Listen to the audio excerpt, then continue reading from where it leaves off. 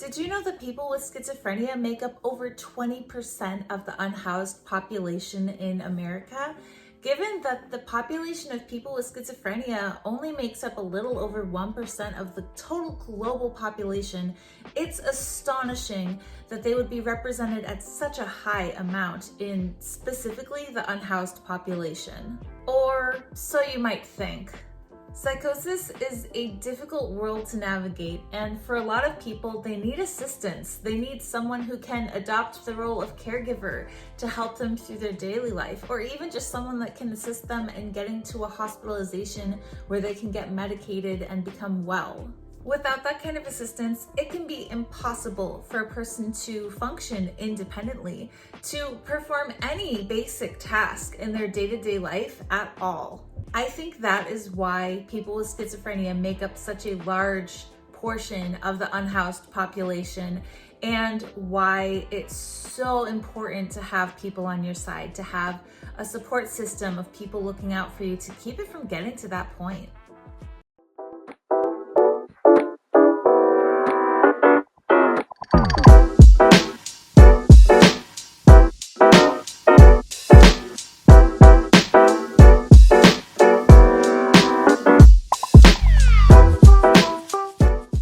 Before we get any further into the video, I just want to throw out a disclaimer to say that I am not a mental health care professional. I am simply a person with lived experience who loves to share their views and insight about psychosis. So I am by no means capable of offering any kind of advice, medical or otherwise. I'm simply here to give you information from my own lived experience. Also, a trigger warning to say that psychosis in and of itself is a very sensitive subject that can be triggering by its very nature. And oftentimes I will be talking about things related to psychosis that are difficult to hear. So if at any time you feel uncomfortable in what I'm saying, you are more than welcome to leave the video. In this video specifically, I will be talking about substance use, addiction, and homelessness. So, as you can see, I'm not homeless. Not anymore. And I have been in two boats with my psychosis recovery, or journey rather, where I have had support from people who looked out for me, who took care of me and kept me safe. And I've also flown by the seat of my pants alone with absolutely no support and been in terrible situations as a result. I can confidently say that with the right support, people can succeed in living a quality life with psychosis, in or out of psychosis. With the right support, a person can still thrive, okay? And it's not a death sentence. However, without a support system in place, it's very easy to fall through the cracks. It's very easy to wind up in situations like I did, where I was basically living out of a backpack. My family were very supportive of me through my episodes, but they weren't always there. For one thing, I do live like almost 2,000 miles from my family. I am originally from Chicago, Illinois, and maybe you can tell by the name, but I live in Seattle, psychotic in Seattle. And I moved here after college to live near my mom, who has since left. So I am the only member of my family anywhere near here, right? I don't have any relatives in this state. I don't have any relatives on this coast. I'm on my own. Now, when my mom was here, she was a godsend. She didn't always know what to do. And to be fair, she didn't know that I had psychosis at first. Neither of us knew. And she was learning as she went. But she did such a great job of taking care of me. I've done an interview with my mom, which I will link in the description box below, in which she and I talked about her experience caring for me and what that was like from her side. So I want to share from my side a bit of my experience with being cared for, of the ways people have helped, the ways people haven't helped, the ways I wish people had been there for me. So starting with my mom, when I moved here, she was the only relative I had. And I mean, not at all. She was my only relative here in Washington State.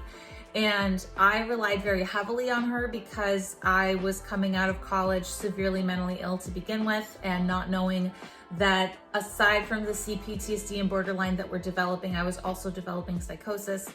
So she was looking after me to begin with. She was already in a caregiver role, having kind of rescued me from college, right? When I dropped out, she came, and that's actually why I live here. Like, that's kind of the whole story. I live here because I dropped out of college and she swooped in and she took me home with her. So she was familiar with this role, right? She did it well.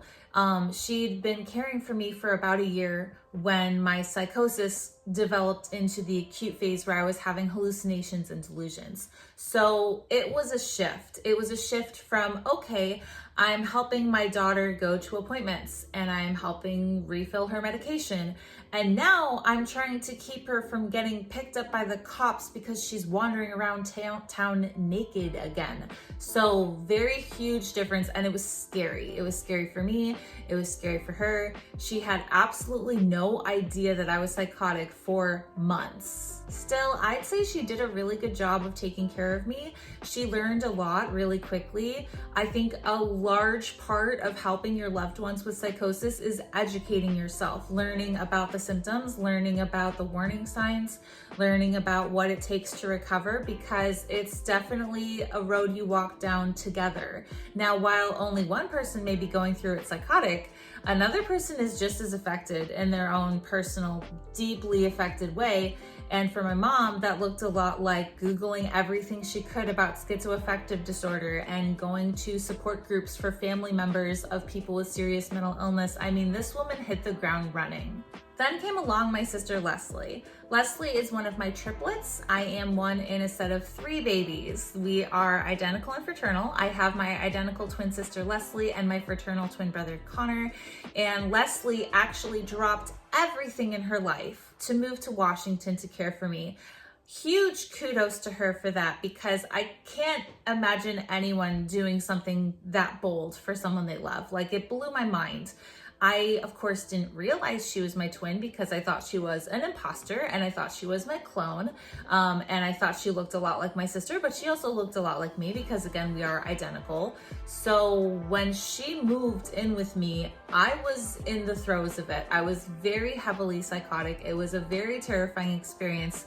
And if my mom was a saint, this woman was a goddess. The way she cared for me was so perfect. Like, I know she hated it. I've heard from other people that she had a miserable time. She was very angry with me, but I didn't pick up on that at all, because what I picked up on was someone who calmed me when I was in horrific delusions, someone who comforted me when I needed emotional support, someone who hung out and played with me like I was any other person and didn't treat me any different, and someone who just knew how to talk to me in ways that got through, in ways that probably shouldn't have even gotten through. What I mean by that is that she would constantly tell me I was psychotic. And that doesn't usually work for people in psychosis who've lost their insight, because they can't believe that. There's no way they'd ever believe that. But it was comforting to me because I wanted to believe that. And I'd think, oh, that's really nice of you to say, even though you're wrong. You know I'm not psychotic because obviously I'm demonically possessed, but that's nice of you to say because that sounds preferable, actually. I'd rather be psychotic, so I'll try to believe you. I'll try to placate you, I guess. She just did such a good job of just shutting down any fear I had. She can be very rational. She can be very level-headed. She can also be very fiery and passionate, but when she has her wits about her, she is so clear-headed, and she would say things like, no, you don't have to be afraid. You're safe with me. And that, I feel like, is the best sentence you can say to someone in psychosis. Just, you don't have to be afraid. You're safe with me. It doesn't matter what the hell their symptom is. If they hear that, that is like butter. That is like smooth butter melting over toast. That is exactly what I would want to hear.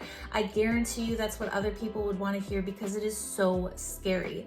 And while some people get hung up on confirming symptoms and being like, oh my gosh, yeah, I see the demon too, right? To comfort someone, or they may try to snap you out of it and be like, no, that's not true. That's not true.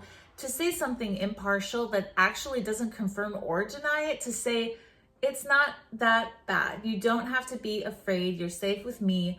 That is exactly what I needed to hear. The two of them loved me back onto my feet. My mom and sister were there by my side through all of it, through the prodromal phase, at least for my mom, through the acute phase when my sister literally moved across the country to live with me and be my roommate and be my glorified babysitter, all the way through the recovery phase when I was finally capable of taking care of myself again. And then we kind of moved on. You know, I moved into sober living. I got sober. I had developed an addiction at that point, so that was one of the things keeping me stable. My mom got into a relationship and moved in with him. My sister moved back across the country, and that beautiful, caring part of my life was over. I mean, not necessarily gone, because I'm in contact with my family constantly, but that chapter of being cared for so beautifully was over. What came next was a shitstorm and the worst experience of my life, because this was a point in my life where I was independent in the sense that I was now living in a different town by myself with people who didn't know me from Adam, people who didn't know I had a psychotic disorder, and I was starting to get back into drugs, and I stopped taking my meds, and in very quick succession, an episode blew up, and this time I had no support, absolutely no support. I'd been living with a boyfriend at the time, and we were partying pretty hard. I didn't party as hard as he did.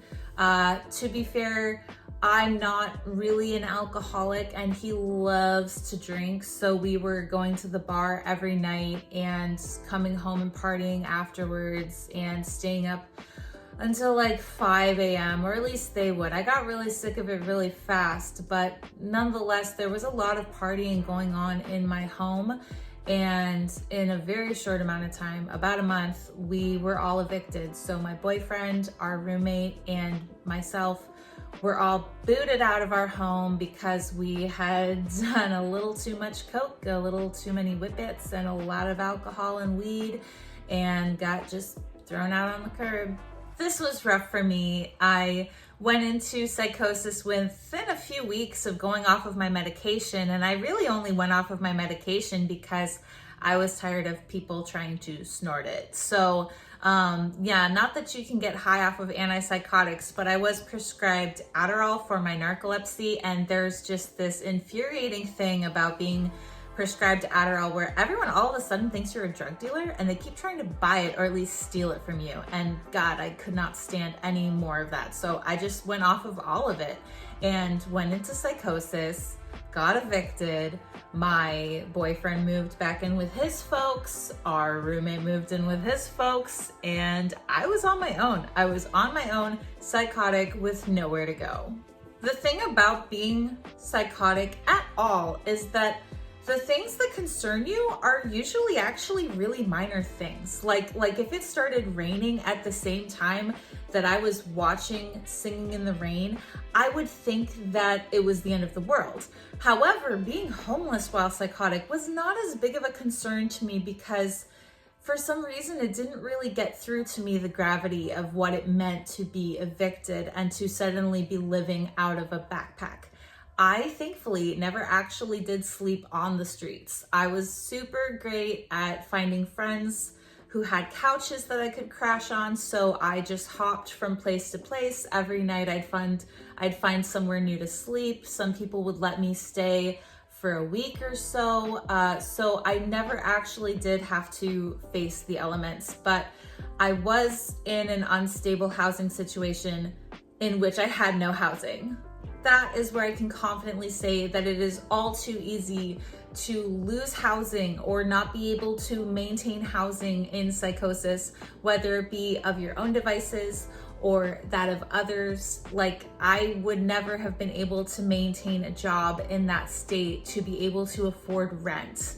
And even if I were in a living situation with a partner, if they were abusive, I wouldn't be safe, and I'd actually probably be better off living on the streets, which is ultimately what happened. I did end up in a relationship with a person who was horribly abusive, and I would have been much better off just continuing to couch surf without him. This was something of a wake-up call, I guess, in hindsight, a wake-up call that there had been no one around that recognized how really messed up this was, that I had just started randomly seeing this guy and was all of a sudden married.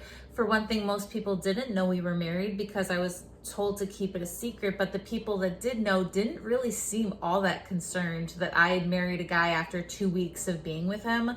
So I would say that of the people that were in my life, there really weren't any quality people that were safe. So yeah, you may have thought, oh, she had support. She had people whose couches she was crashing on. Consider that these were the people that were drinking their way into my home, drinking me into an eviction. So the people I had coming over doing lines of coke with me every night were not exactly of the best judgment to support me in a time when I was psychotic. So loose support structure, abusive relationship, needs way up here, and I couldn't get them met.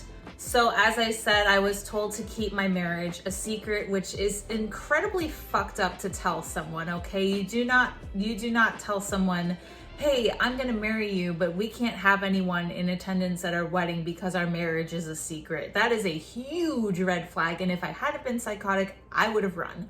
However, I did eventually reach a point where I was allowed, as if I needed to be, to tell my family that I was married. And of course, this was a shock to everyone. This was very scary news. People did not take it well. This was not a good thing. People recognized very quickly that I needed desperate help because I hadn't even been able to contact them for several months.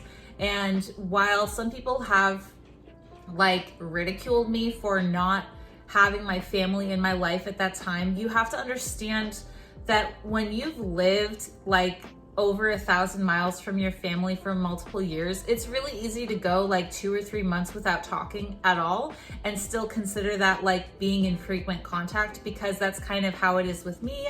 I try my best to call them regularly, but those 4 or 5 months that we weren't in contact, that I was psychotic, they had no way of knowing. There's no way they could have known because they had no indication or signs that I was unwell. I wasn't physically in their life. So when all of a sudden the phone call comes that I've married a God and he is saving me from the demons that are after my soul, that was a huge sign to be concerned. Now here's where my family came back into my life in a big way. My mom swooped in and helped me out of my marriage, as did my dad. My dad is a lawyer, or he was a lawyer actually. Now he's a deacon, which is really cool. He helped me get an annulment, which basically absolves an illegitimate marriage. And mine was illegitimate under the grounds that I was deemed mentally incapacitated at the time of marriage. So I could not make decisions with reasonable discretion, especially legal ones pertaining to marriage. So my dad helped me legally with that situation from across the country.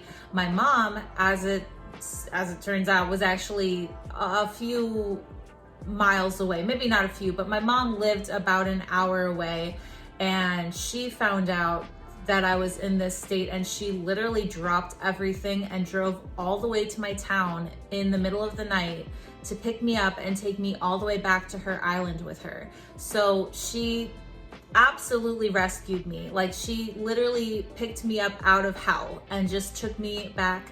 I stayed on her couch for a few weeks and then got into the place that my friend Jake lived. He was running a clean and sober living house and let me live with him. And so that was where I started to recover. I started to recover with the help of my family and of Jake, who kind of took me under his wing and brought me into the recovery community where I'm very well established now. He got me going to meetings. He got me up and playing Frisbee. A large part of recovery is just being so incredibly depressed that you can't do anything. And one way that he supported the hell out of me was encouraging me to get up out of bed to go get a slice of pizza, get out of bed to go to the park, just do anything, just get up, just move, right? And that was another huge thing. The education that goes a long way, it goes just as far if you can offer comfort and motivate someone to do any enjoyable thing at all. So I would say that my family has really showed up for me in my episodes, even the one where I was pretty absent from the rest of the world and had kind of like dropped off the map. They've always been very good at, you know, the hard facts of learning about the disorder and, you know, knowing signs, right? Knowing changes in my demeanor, even from across the country when I couldn't show the changes. They could pick up through our conversations that I was not well. They were very good at offering comfort. My sister especially, who was just so great at breaking any distressful situation. She was so good at easing my mood and like lifting things up so that they weren't so scary, so things were fun again. You know, we did a lot of walks and watching TV together, which you wouldn't think would be such a big deal, but it really honestly is. My mom has continued to show her support. She continues to this day, even outside of me being in psychosis, because she recognizes that as a person who is still seriously mentally ill, I do have challenges that her other children don't. So my mom does go out of her way. She has since moved back to Chicago, but she does come out to visit from time to time to help me with things like disability lawyers and getting social workers to work on my case. So my mom is always like in the background doing something on her computer, looking up laws, looking up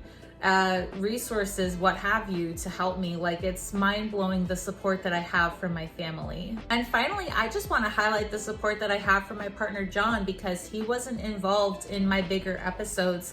He wasn't there through the worst of it like my mom and sister and dad were, but he's been through me with an episode, and thanks to him, it was barely an episode. He caught it so fast. I can't even believe it. Like, I can't usually catch it for myself because I start to lose awareness very quickly. But he knew I had schizoaffective disorder when we started dating, and about 3 months into our relationship, he picked up on it and he got me to the hospital. He got me medicated. He got me recovered. You know, I would have been through hell all over again if it weren't for him. I mean, he is just such an astute observer that he was actually able to pick up on my psychosis before I was able to, and he saved my life. Not only that, he helps me with my day-to-day mental health now, right? Like how to stay in remission, how to stay recovered, because I'm pretty sure that if he weren't in my life helping me with the really basic things like remembering to refill my meds, I might have gone into psychosis 1 or more times since we've been together. I've been in remission for 4 years, and it's no coincidence that he and I have been together for 4 years, or actually 5 next month. And I cannot begin to express my gratitude for this man who has absolutely saved my life. If you want to talk about supportive partners, like, hats go off to John, because he has done more than anyone in my life at any level to support my needs and to help me just be okay. So those are some ups and downs for you of basically what good support looks like, or at least what it's looked like for me, what kind of support my family has offered me, and areas where I really could have used support, and I'm glad that they stepped up and took on the role when I needed it. Support can come in a lot of different ways. For some people, it's community support. Some people do well with support groups or recovery centers where they can take classes, or some people find their support through therapy, through psychiatry, medication. There are a lot of different ways that you can have your needs met, but it's important to have any at all, because if you don't have any support, it can end really disastrously. And it's really, really imperative to have the tools and systems in place to support you when your mental health may or may not go to shit. Anyway, that's all I have for you today. Thank you so much for watching. I really enjoyed making this video. This was actually a TikTok suggestion, so not from YouTube specifically, but I liked the subject enough that I thought I would talk about it over here. If you have any suggestions for future videos that you'd like to hear me talk about, please leave a topic in the comments. I'd be happy to make a video for you. My video just recently got 1,000 subscribers, so to keep the ball rolling on growing my channel, I started a Patreon page, which you can subscribe to. The link is in the description box. As always, please like and subscribe to support this channel, and I put out videos every Thursday/Friday, so there will be more coming soon. Thank you very much. Bye.